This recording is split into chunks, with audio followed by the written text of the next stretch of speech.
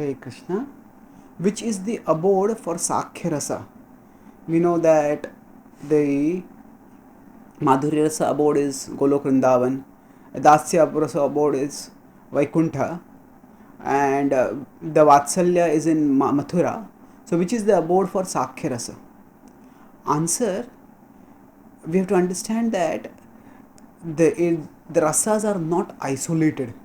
Even in Golok Vrindavan, there is there is Sakhya Rasa, there is Dasya Rasa, there is Vatsalya, there is Shanta, but the mood of Madhurya permeates the all the rasas. So, for example, there are devotees who are in Sakhya Rasa, but even the Sakhya Rasa devotees or even the Vatsalya Rasa devotees, they all assist Krishna in the Madhurya Rasa pastimes. So, when we say that Golok Vrindavan is the Madhurya Rasa abode, that means primarily that the mood of intimate love is permeating all the rasas. So, all the rasas are present in Goloka, but because this is the mood that permeates all rasas, that's why it is called the Madhurya Rasa abode. And similarly, if we look at the Vaikuntha planets, there is great affection for the Lord, and there also in the Vaikuntha planets Lakshmi is there, and Lakshmi is also in Madhurya Rasa, her relationship with the Lord. It may not be as intimate Madhurya as it is with the of the gopis with Krishna, but still Lakshmi is the consort of Narayana, and she is also in Madhurya Rasa. So we cannot say that the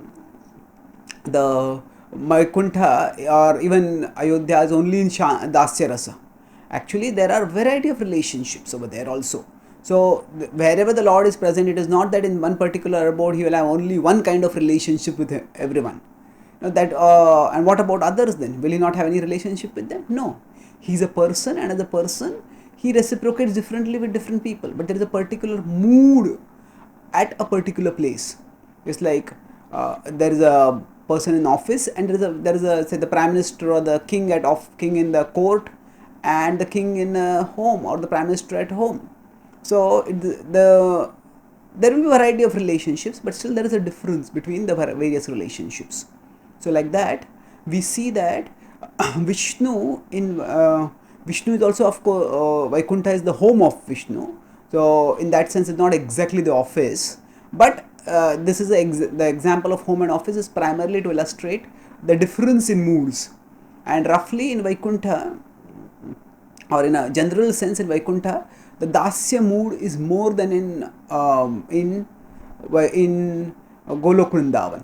So now, what about Sakhya and Vatsalya? Now, if we say the Vatsalya is Mathura is defined by Vatsalya, we may say, but we will see in Mathura there is Uddhava, and Uddhava is not in Vatsalya; he is in Sakhya. So it's not that in Mathura there is only Sakhya, but the general mood is that in Mathura, Chaitanya Mahaprabhu also mentions this to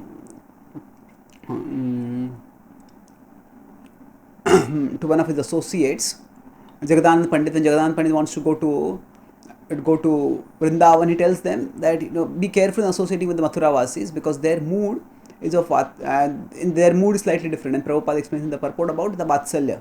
So now it's not that everybody in Mathura is in Vatsalya, rather Vatsalya is the prominent mood of everyone there, because Krishna was born there, and they consider Krishna to be their child over there, and that is the prominent relationship. All the other relationships are also present. So Sakhya, Krishna has Sakhya relationships wherever he is. We could say in one sense his relationship with Lakshman is in Dasya, but there is also there's some amount of Sakhya over there, in the sense that Lakshman also consoles Ram when he is afflicted by separation from Sita. And certainly there is Sakhya in Dwarka, certainly there is Sakhya in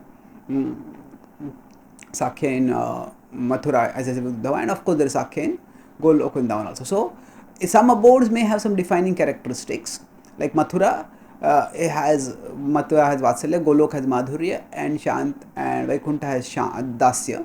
But it is not that every rasa has to have one particular abode only. Nor does that the Lord is a person who restricts his relationships at different abodes to only one particular relationship. So the word rasa, we have to know that it means two things. It means relationships, and it also means flavor in a relationship. So that when we could say when we say the Goloka is the Madhurya abode, that means that it is not so much that a Madhurya relationship or the Madhurya flavor. So the Madhurya flavor permeates all relationships, whereas the Dasya flavor permeates all relationships in the Vaikuntha. But as far as the relationships are concerned, they are at various levels in different abodes. Thank you. Hare Krishna.